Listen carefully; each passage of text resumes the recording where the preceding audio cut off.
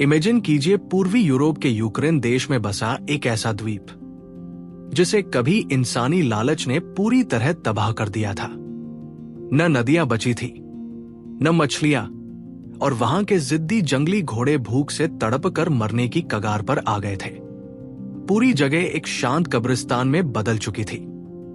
लेकिन फिर साल 2019 में 7 ऐसे पहरेदारों को वहां लाया गया जिन्होंने बिना किसी मशीन या हथियार के सिर्फ अपने 4 पैरों के दम पर उस मरते हुए द्वीप को फिर से जन्नत बना दिया। पर सबसे हैरान कर देने वाली बात जानते हैं क्या है? वे पहरेदार कोई इंसान या वैज्ञानिक नहीं थे, बल्कि वे थीं 7 विशालकाय जंगली भैंसें, वाटर बफलोज। जब इंसानी टेक्नोलॉजी और करोड़ों का बजट वहां फेल हो गया, तो इन भैंसों ने खेल खेल में 8,500 एकड़ के उस वीरान द्वीप को फिर से जिंदा कर दिया। आखिर सोवियत संघ के घमंड ने इस खूबसूरत द्वीप का गला कैसे घोंटा था?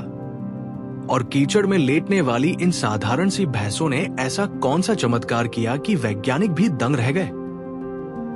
आज के इस वीडियो में हम प्रकृति के इसी अनोखे पुनर्जन्म का वो कड़वा और इंस्पायरिंग सच डिकोड करेंगे। कहानी की शुरुआत होती है साल 1960 के दशक में। पूर्वी यूरोप की मशहूर डेन्यूब नदी के बीचों बीच बसा एर्माकोव द्वीप कुदरत का एक अनमोल तोहफा था। वहां प्राचीन जंगली नस्ल के कोनिक घोड़े दौड़ते थे, विशाल पेलिकन पक्षी आसमान में मंडराते थे और नदियां मछलियों से भरी रहती थीं। लेकिन फिर वहां एंट्री होती है सोवियत संघ के अफसरों और बड़ी बड़ी मशीनों की। इंसानों को लगा कि वे प्रकृति के बाप बन चुके हैं। उन्होंने सोचा कि क्यों न इस प्राकृतिक द्वीप सुखाकर यहां धान, राइस की खेती की जाए। इंसानों ने कुदरत को जेल में बंद करने की ठान ली। द्वीप के चारों तरफ मिट्टी के ऊंचे ऊंचे बांध बना दिए गए, प्राकृतिक नदियों का रास्ता रोक दिया गया और पूरी जमीन को जबरन सुखा दिया गया। और जब वहां रहने वाली स्थानीय वाटर बफेलो इंसानों के खेतों में कीचड़ खोजने आती, तो इंसानों ने उन्हें गोलियों से भून डाला। उनकी खाल से जूते जैकेट बनाए गए और वहां से बफेलो का नामो निशान मिटा दिया गया। लेकिन कुदरत किसी की गुलाम नहीं होती। वहां की मिट्टी में नमक का स्तर ज्यादा था, जिसे नदी का बहता मीठा पानी ही नॉर्मल रखता था। जैसे ही इंसानों ने पानी रोका, मिट्टी बंजर हो गई। भारी बारिश में बांध टूट जाते और फसलें बह जाती। 30 सालों तक हाथ पैर मारने के बाद 1990 के दशक में इंसान अपनी नाकामी से मुंह छिपाकर वहां से भाग निकले। इंसान तो चले गए, पर द्वीप वापस हरा भरा नहीं हुआ, बल्कि वहां पसर गया एक खौफनाक सन्नाटा। और इसी सन्नाटे का फायदा उठाकर वहां एक जंगली घास ने कब्जा जमा लिया, जिसे कहते हैं सरकंडा रीड्स। ये कोई मामूली घास नहीं थी, बल्कि 12 से 13 फीट ऊंची बांस जैसी सख्त और अभेद्य दीवार थी। देखते ही देखते इस सरकंडे ने द्वीप के 90% हिस्से को ढक लिया। ऊपर से देखने पर तो लगता था कि बहुत हरियाली है, लेकिन उस हरी चादर के नीचे मौत का खेल चल रहा था। 13 फीट ऊंचे सरकंडों ने धूप को जमीन तक पहुंचना बंद कर दिया। धूप न मिलने से पानी के नीचे के पौधे मरने लगे, ऑक्सीजन खत्म हो गई और मछलियां तड़प तड़प कर मर गई। पक्षियों के उतरने के लिए 1 इंच जमीन नहीं बची और जंगली घोड़े इस सख्त घास को चबा नहीं पा रहे थे। एर्माकोव द्वीप एक हरी भरी कब्र बन चुका था। वैज्ञानिकों ने जब ये मंजर देखा, तो वे समझ गए कि अब इसे कोई इंसान नहीं बचा सकता। इस 13 फीट ऊंची दीवार को गिराने के लिए किसी ऐसे बाहुबली की जरूरत थी, जिसके पैरों के नीचे 1000 किलो का वजन हो। और तब वैज्ञानिकों को याद आई वही वाटर बफेलो, जिसे इंसानों ने वहां से मार भगाया था। साल 2019 की एक सुबह ट्रांसकारपेथिया इलाके से 7 सबसे ताकतवर भैंसों को चुना गया, 5 नर और 2 मादाएं।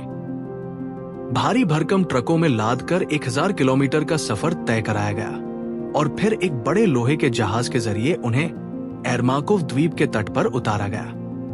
तट पर खड़े लोग हंस रहे थे कि भला 7 भैंसें इतने बड़े बीहड़ का क्या उखाड़ लेंगी। लेकिन उन भैंसों को दुनिया की हंसी से कोई मतलब नहीं था।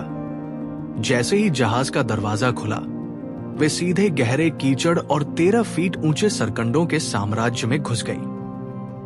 वाटर बफेलो के लिए यह सख्त सरकंडा एक शाही दावत जैसा था। एक एक भैंस हर दिन 30 से 40 किलो सरकंडे चबाने लगी। जब 1000 किलो का उनका शरीर चलता तो वो 13 फीट ऊंची दीवारें ताश के पत्तों की तरह ढह जाती थी। उन्होंने द्वीप के अलग अलग हिस्सों को चबाना शुरू किया, जिससे कहीं खुली जमीन बनी, कहीं छोटी घास उगी, तो कहीं पानी के रास्ते खुल गए। प्रयोग इतना कामयाब रहा कि द्वीप पर और भी भैंसों को लाया गया। पर असली जादू तब हुआ जब दोपहर की गर्मी में ये भैंसें कीचड़ में लौटती थी। उनके गोल गोल घूमने से जमीन पर बड़े बड़े गड्ढे बन गए। गर्मी के दिनों में भी उन गड्ढों में पानी जमा रहता, जहां मेंढकों और कीड़ों के लार्वा पनपने लगे। मछलियों ने उन्हीं लार्वा को खाकर अपनी आबादी फिर से बढ़ा ली। ऊंचे सरकंडे हटे तो सूरज की धूप जमीन पर पड़ी और मुलायम घास उगने लगी। भैंसों ने हर दिन 10 से 12 किलो नाइट्रोजन से भरपूर गोबर किया, जो जमीन के लिए सबसे बेहतरीन खाद साबित हुआ। इस खाद से उगी मुलायम घास को खाकर विलुप्त हो रहे कोनिक जंगली घोड़े फिर से जिंदा हो गए। उनके गोबर के जरिए पौधों की 200 नई प्रजातियों के बीज पूरे द्वीप पर फैल गए। देखते ही देखते सफेद पूंछ वाले बाज, विशाल पेलिकन पक्षी और लाखों माइग्रेटरी बर्ड्स वापस लौट आए। सैटेलाइट तस्वीरों में साफ दिखा कि सिर्फ 5 सालों के अंदर पानी में ऑक्सीजन का लेवल 3 गुना बढ़ चुका था। लेकिन इस कहानी में एक दर्दनाक मोड़ आना अभी बाकी था। 2022 में यूक्रेन रूस युद्ध छिड़ गया, जिस द्वीप को बेजुबान भैंसों ने अपने पसीने से सींचकर जन्नत बनाया था। उसके ठीक बगल में फिर से इंसानी मिसाइलें और बारूद बरसने लगे।